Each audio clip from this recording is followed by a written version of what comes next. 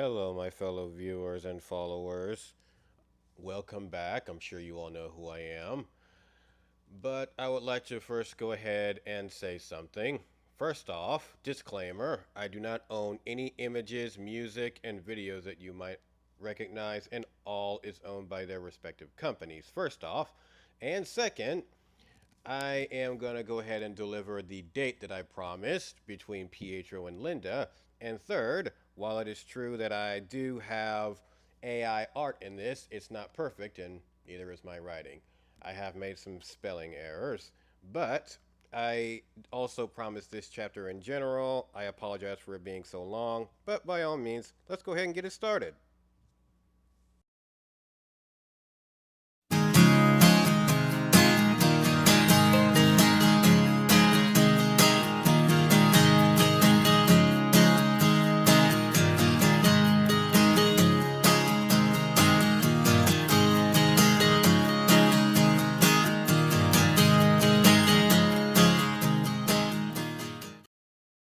Chapter 8. Out on the town.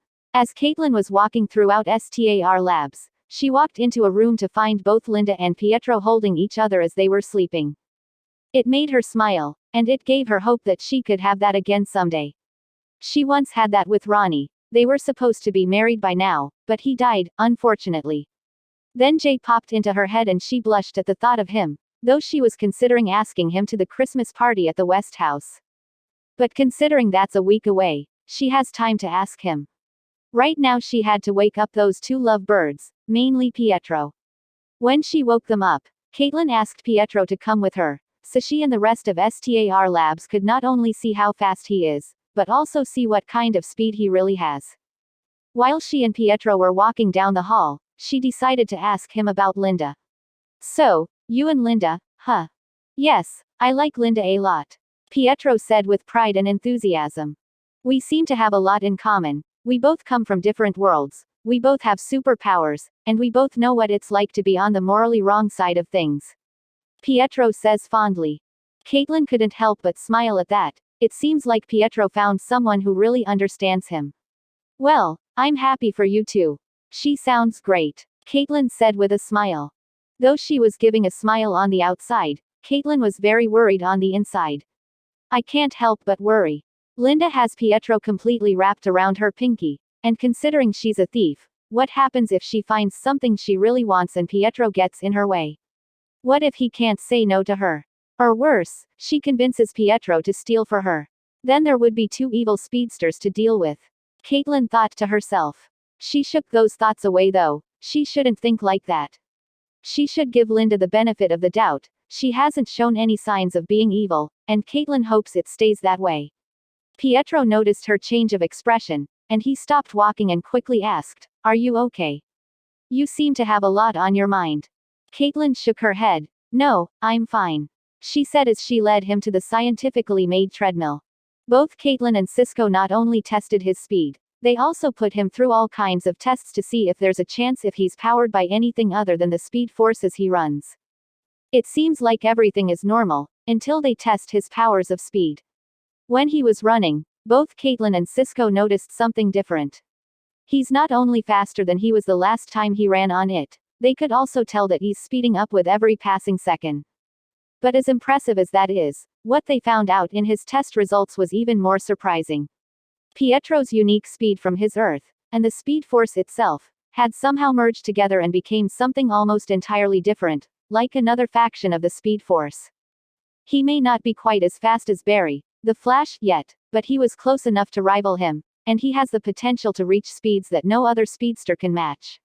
Though they've seen it before, it never ceases to surprise them. Pietro was now a whole new kind of speedster. They didn't know if this was something unique to him, or if this will happen to Barry. They wonder this considering Pietro is half speed force. Cisco was about to tell him, but Caitlin said that he shouldn't say anything to him. Cisco asked why, and Caitlin said that he's already annoyingly cocky and reckless when it comes to his speed. If he were to find out that he has the potential to be faster than Barry, he'd probably be even worse if he were to let it go to his head. Cisco sighed but agreed to keep this between the two of them for now. Anyway, I already have some place to be, and I'm almost late, Cisco said. Wait, what? When did you? Oh wait, I remember now. You said that you had a date with Kendra Saunders, that barista at CC Jitters. Caitlin said in remembrance of what Iris said. Yeah, we've been going steady for a while, but it's nothing serious yet. Cisco said. Okay, you should get going then. Caitlin said. See ya, Kate. Cisco quickly said as he ran off. Oh, don't forget to tell Pietro to inject this before he goes on his date with Linda. Cisco said to Caitlin as he tossed a white injection box at her. Underscore. With Pietro and Linda. Underscore. Okay, now that he's all done with all those tests, Pietro was walking alongside Linda as they were talking about what they should do next. So, where do you want to go? There's a lot to see around Central City. Linda said. Since this city doesn't look all that different from the one on my Earth, maybe I can show you some places that I might find familiar. Linda asked. Pietro smiled and said that it sounds great. Then Caitlin said that Cisco gave her something to give to him, then went ahead and injected him with it. Then his hair changed to a dark brown. Your hair. It's not white anymore. It's brown now, Linda said in surprise. Pietro rushes to a mirror or reflective surface, to see that she was right, and that his hair was exactly the color it was before he got his speed. He put a hand on his head and asked, but how did my... Then he witnessed his silver hair come back on his head. Wait, what? How is this possible? He asked, now in complete confusion. I have no idea. Cisco just told me to give it to you. Caitlin said in just as much confusion as Pietro and Linda. Well, do you know where he is now?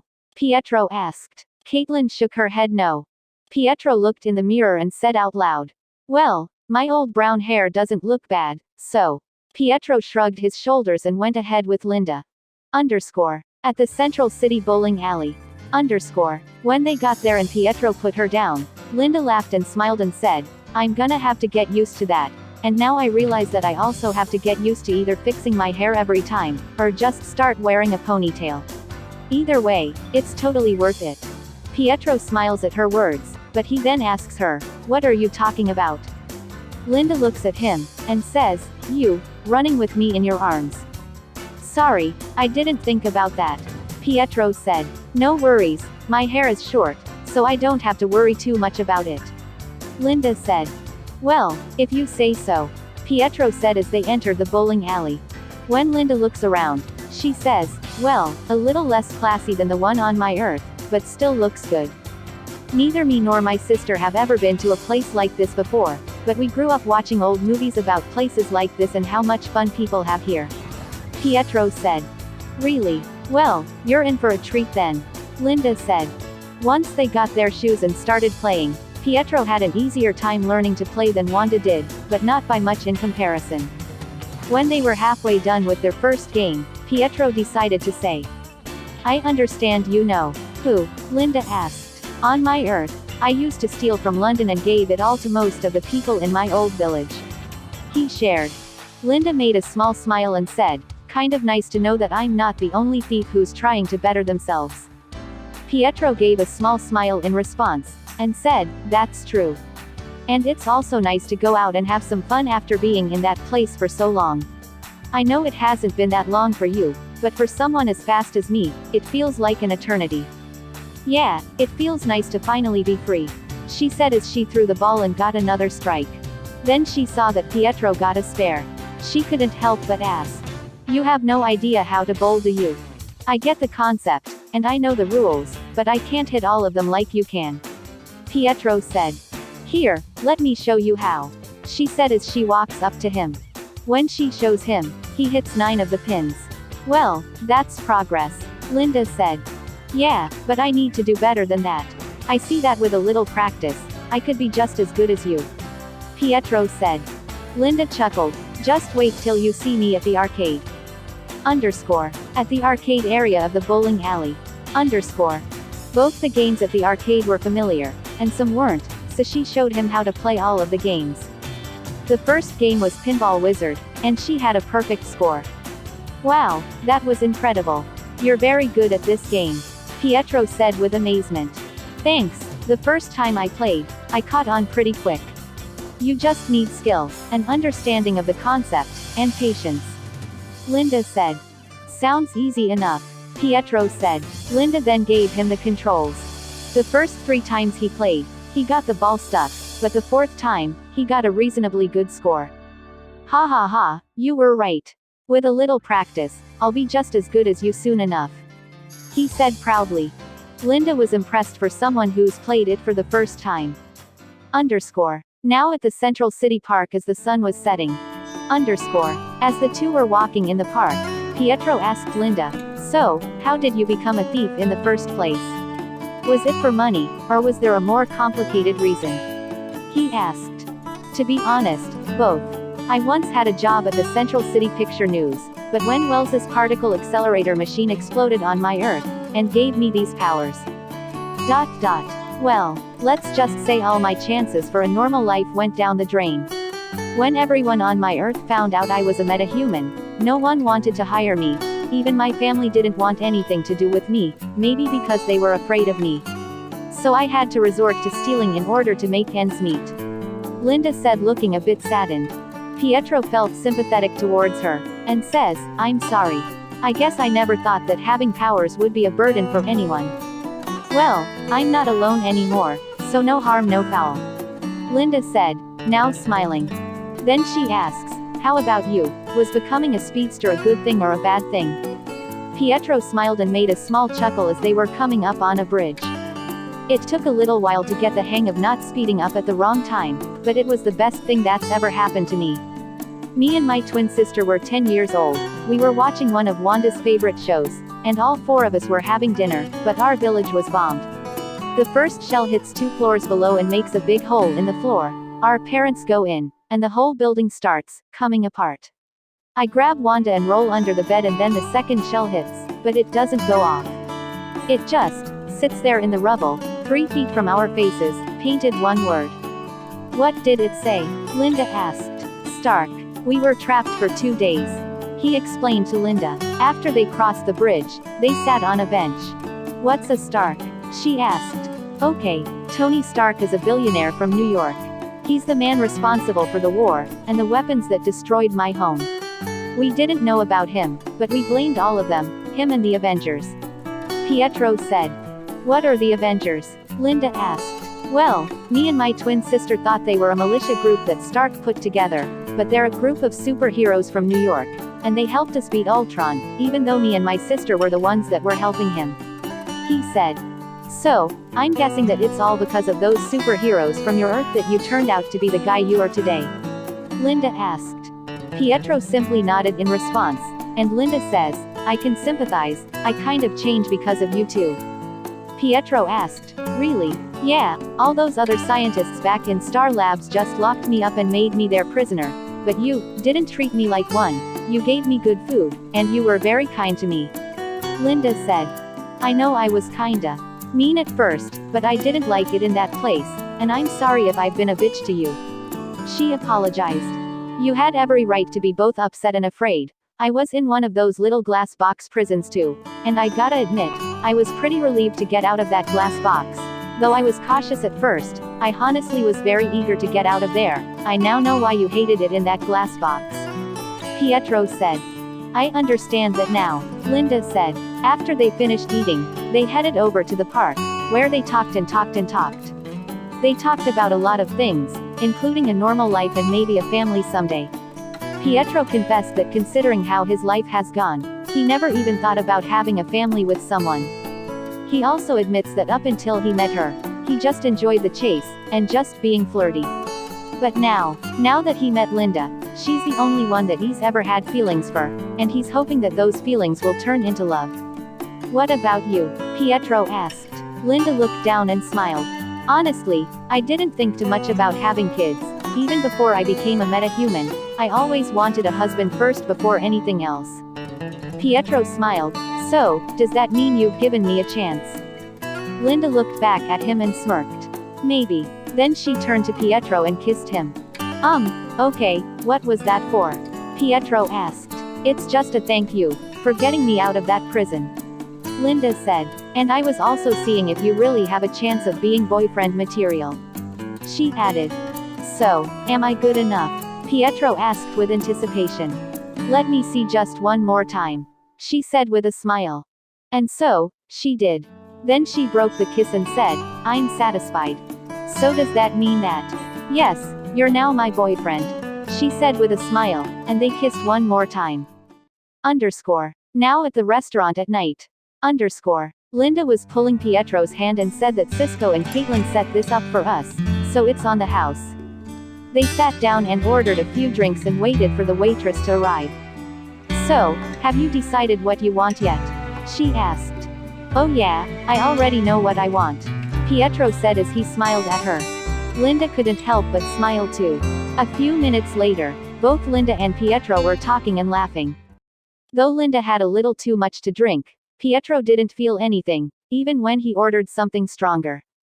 Pietro was having a great time with Linda, but he couldn't help but wonder, why wasn't any of his drinks having any effect on him? Why couldn't he get drunk? You know, you're pretty cute, Linda said, slightly slurring her words. Thanks, I try my best, Pietro said as he blushed. You know what I want to do? Linda asked. What? Pietro asked. I want to dance. Do you want to dance? She asked. Well, I don't know how, I never tried. Neither have I, so it'll be our first time, she said. Okay then, Pietro said as he got up and danced with Linda. Linda was drunk, but she was still conscious enough to know that Pietro wasn't dancing all that well, so she helped. Like this, she said. Pietro then saw what she meant and did just as she did. She put her hand on his shoulder, and held his other hand. Pietro put his free hand on her waist and they danced. Despite the fact that Linda was half drunk, they were still dancing gracefully. Pietro was still thinking, why wasn't he affected by his drinks? But the more he danced, the more he was forgetting about the question. I'm having a really great time with you. I don't even know how to dance, but I can still call this the best part of the night, he said. I know the feeling, Linda said, smiling and looking into Pietro's eyes. You know, you're a good dancer. You seem to have learned pretty fast, she said. Well, I'm a fast learner, he said, seeming pleased with himself. And even though Linda was half drunk, she knew that the reason Pietro got so good at dancing so fast is because of his accelerated learning. That you are, Linda said as she was leaning into him and their foreheads touched. Then before either of them knew it, Linda's phone rings, and Linda picks it up. Hello, Linda, it's Cisco. Cisco, why are you calling? She asked. I know, sorry to bother you on your date, but we need you and Pietro to come back to STAR Labs, we're gonna need your help. Oh, okay, we're on our way, she said as she hung up. Who was it? Pietro asked. Cisco, apparently they need our help with something, we have to go to Star Labs, she said. Pietro sighed but said, all right. The two went back to Star Labs. Now back at STAR Labs. As both Linda and Pietro walked in, Barry was saying, this is the same knife used to kill the men at the docks, the residue's a perfect match from the crime scene. So it is the same guy we're looking for? Joe asked. Yes, but the thing is, these blades are old. Centuries old, Barry said. Wait, are you saying that we're looking for a metahuman assassin that's been around since the Dark Ages? Linda asked. No, but Kendra, do you have any idea why this guy would be after you? Iris asked her. No, I'm sorry, I've never seen him before in my life, she said. Well, he was certainly acting like he knew you. He kept calling her Priestess Shiara. Cisco said. That's Coptic, Harry said. You mean Egyptian, Caitlin said. That's right, Harry said with a nod. Well, I grew up in Wisconsin, and I've never even left the States, so. Kendra said, shrugging her shoulders. This guy, he's clearly incredibly dangerous, so I need you to at least let us try to protect you, Barry said. I can put a detail on her, Joe said. You didn't see this guy, Joe. No offense, but I don't think a cop is gonna be able to protect her, Cisco said. No, but we do have a few friends that can lend a hand, Barry said. Hey Pietro, me and Cisco are gonna go to Star City, and while we're gone, we're gonna need you to look after the city while we're gone, Barry also says. Why? Where are you guys going? Pietro asks. Me and Cisco are gonna go get Oliver and Team Arrow, Barry says. Okay, but who's Team Arrow? He asked. Well, I guess I never told you about them. Well, they're in another city not too far from here. It's where Team Arrow is. Cisco said. Starling City. Isn't it called that anymore? Kendra asked. It changed a few years ago. It's now called Star City. Cisco says. I see. Well, I wish you luck. He says. Thanks. Barry said as both him and Cisco speed off. Hey would you like us to continue our date? Linda asked Pietro. Actually, I'm getting kind of tired, and I think it would be best if we pick this up tomorrow. Pietro said. Linda nodded her head in understanding and said, okay, see you tomorrow. Underscore. At a breach under the Central City Bridge. Underscore. A gray portal with blue light opened up and a man in an all-black suit with blue lightning flickering and crackling around him threw a woman to the ground, and said slowly in a sinister vibrating voice. If you want to go back. Or, if you want me to leave you alone. Kill the speedster with the silver hair. And you will be rewarded. Then he ran back into the portal. She got up and said, well, I'm normally a thief than an assassin, but I'm flexible. She then turned into pure energy, and flew away. Underscore. Back at STAR Labs. Underscore. Both Caitlin and Linda were sitting at a table. So, how did it go? Caitlin asked. It was great, we had a lot of fun, and I think he may be the one. Linda said, feeling somewhat surprised at her own words. Linda smiled and laughed a little at what she said. Caitlin looked at her and asked, what? What's so funny? It's just that, the last boyfriend I had back on Earth too, was just as great as Pietro, but he died the day the particle accelerator exploded. And he was one of the things in my life that made me feel hopeful. Ever since he died and I got these powers, and everyone turned their backs on me for being a metahuman, I just felt sad, scared, depressed, and hopeless. But Pietro, he makes me feel hopeful again. And I'm just glad that I finally found someone who actually makes me feel happy, proud, and I feel like I can handle and endure anything. Linda explained to Caitlin. Well, I'm happy for you. Caitlin said with a smile. Then she looked at Jay, then thought about Ronnie. Caitlin thinks about it considerably, and makes a small smirk. So there was a Christmas party at the. But Linda cuts her off and says. Don't worry, I already know about the Christmas party. Pietro already asked me, and I said yes. Linda said, looking at Caitlin with a small grin. Wait, how did you know about the Christmas party? Caitlin asked, looking suspiciously at Linda. Pietro told me, Linda answered. And how did he know? Caitlin asked. I don't know really, but I'm going to guess Cisco must have told him about it. Those two seem pretty close. Yeah, that sounds about right. Caitlin said. Underscore. Now with Pietro. Underscore. Pietro wanted to try to go out on a night run, till he felt a strange vibe coming from outside, so he sped outside to check it out. He ran and found the source of the disturbance, which was a strange glowing cloud of golden light shaped like a woman. Pietro thought it was a cloud at first, but then he noticed the eyes. The eyes were pure red, and glowing. When he got closer, the cloud formed into a humanoid shape, and it attacked him with tendrils. Pietro ran, and the golden cloud followed him. Pietro was surprised to see that golden woman-shaped thing was keeping up with him, as fast as he was running. When he reached a building, Pietro ran up the side and stopped at the top, and the golden cloud stopped a few feet away from him. I don't know who you are, or what you are, but what do you want from me? Pietro asked. The golden cloud formed a head and said, still with red eyes. I've come from a faraway place, and I've been ordered to kill the silver-haired speedster. But now that I'm here, I see that you're not the one. You're not the silver speedster. Pietro was confused at first, then he remembered the injection he was given so he could change his hair color. Then the golden cloud that was talking, grimaced at him and said. But if you're really not the silver-haired speedster, then why was your streaks silver and blue? It asked when it attacked him with a tendril, and Pietro ran down the building. This time the golden cloud chased him and kept attacking him, and he couldn't get away. He was back to running around the city again, till the golden cloud trapped him in a net of sorts, and said. Well, even though your hair's not white, you're clearly the one I'm looking for. Just as the net was closing in, Pietro phased his way out of the net and the golden cloud started chasing him again. Pietro ran, and ran, and ran.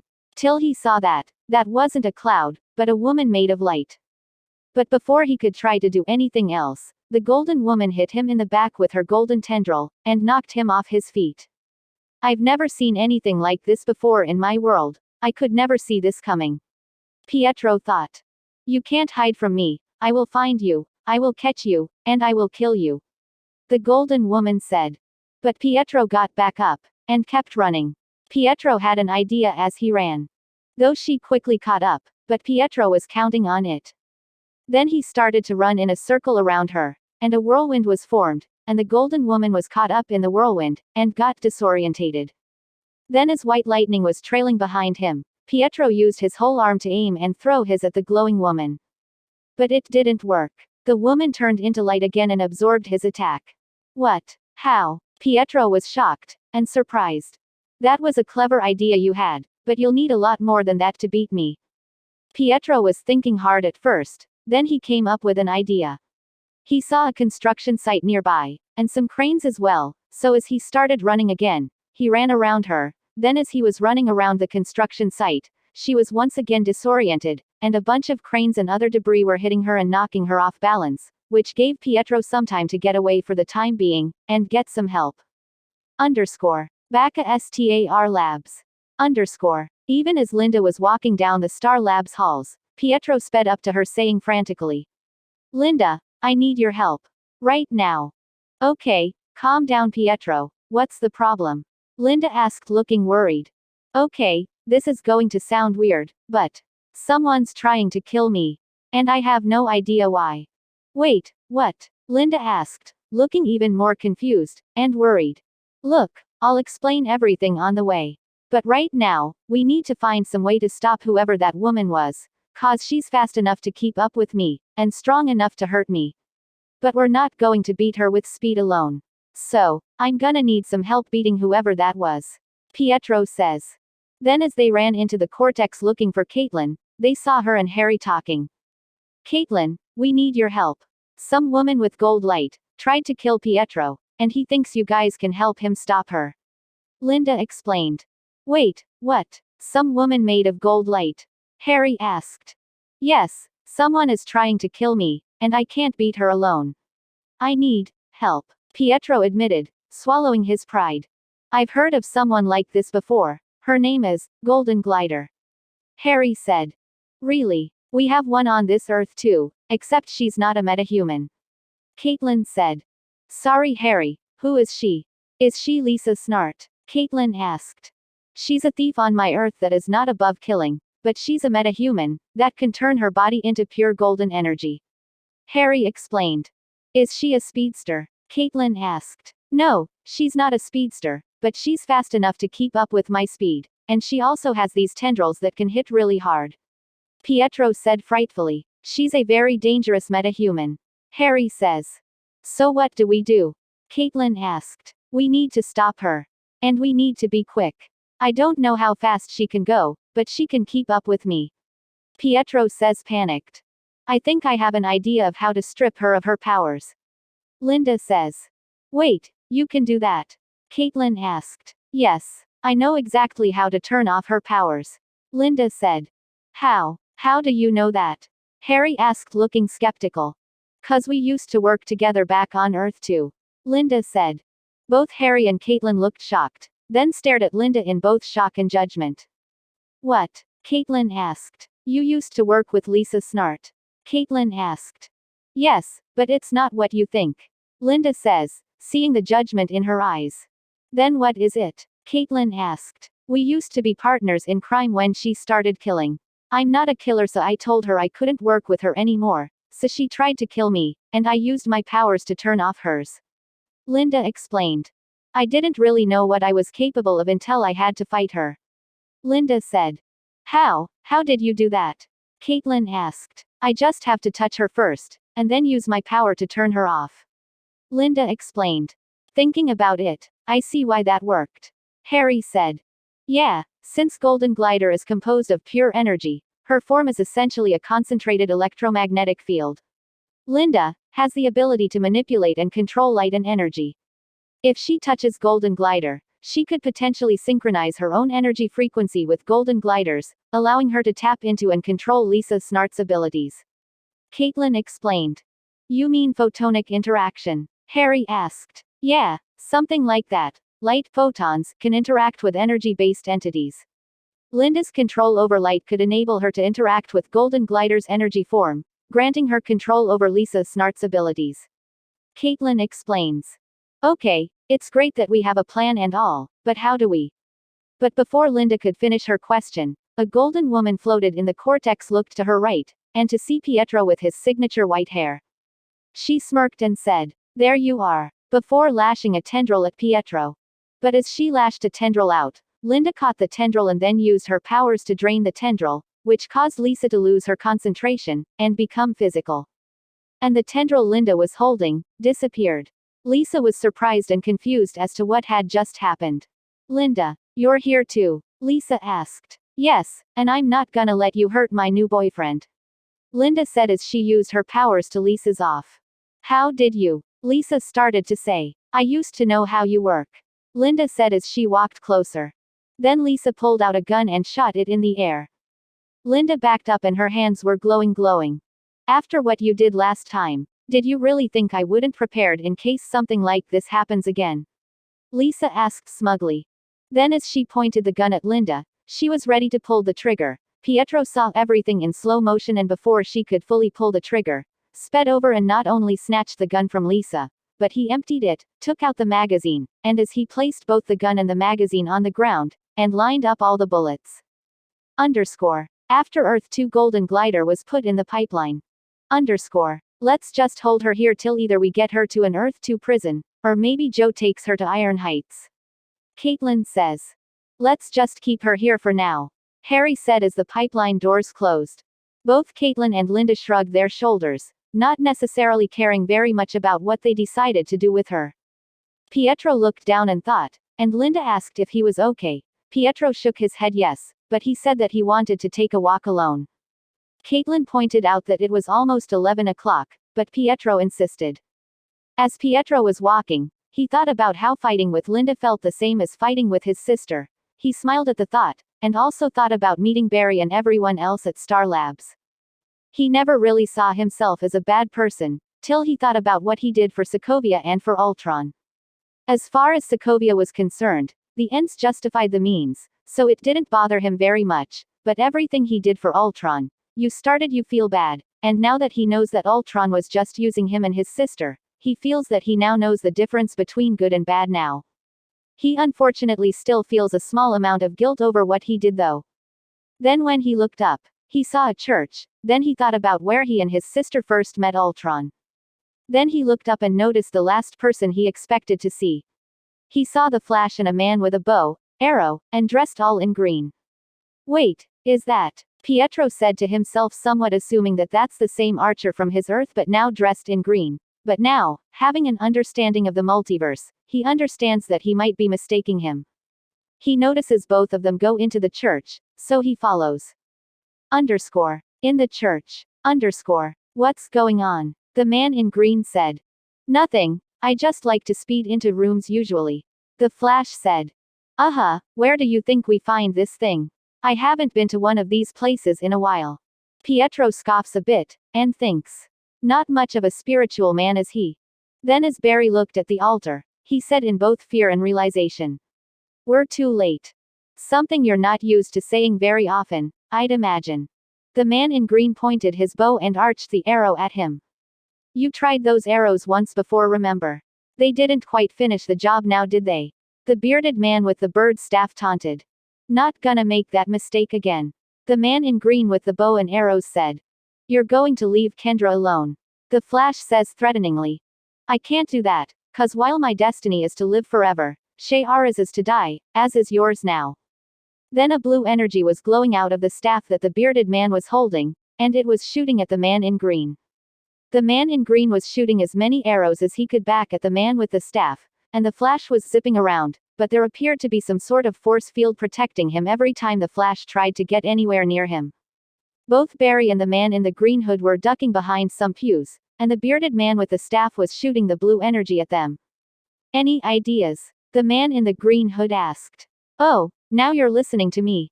The Flash asked. It's your city, the man in the green hood said. Let's just try to get the staff.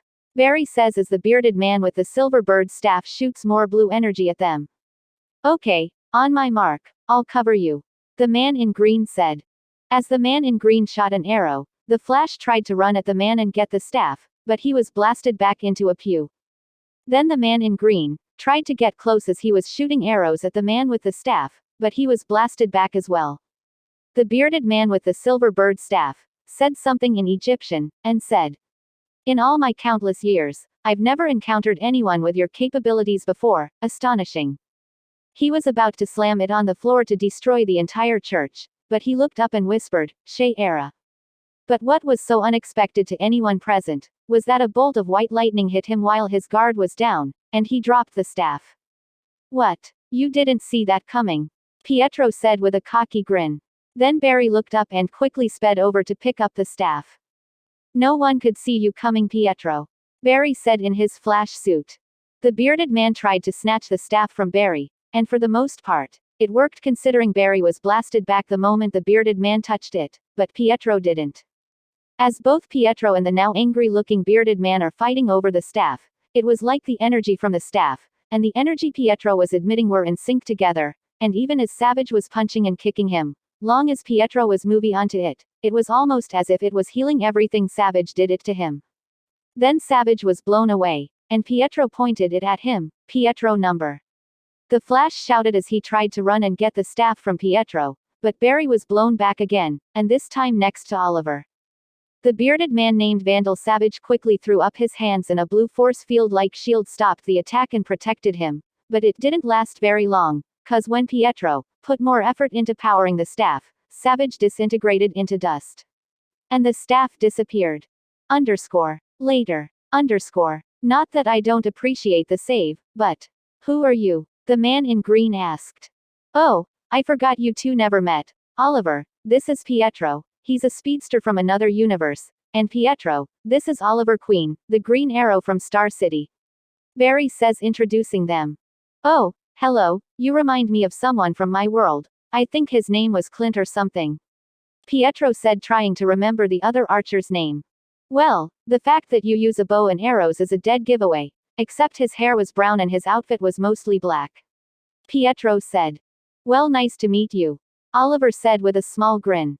Great. But Pietro, not that I'm not grateful for you saving us, but what you did was unacceptable. Barry said. What? Saving your lives? You're welcome, by the way. He said with prideful cockiness. Pietro, you have the ability to kill, and I'm sorry, but that's just something I can't condone. It's one of the few things that I have to be careful of as a speedster. We don't just kill people. Barry said. Yes, but that guy was trying to kill you, and I saved your lives, so if you think about it, the guy is just a bad guy. Pietro said.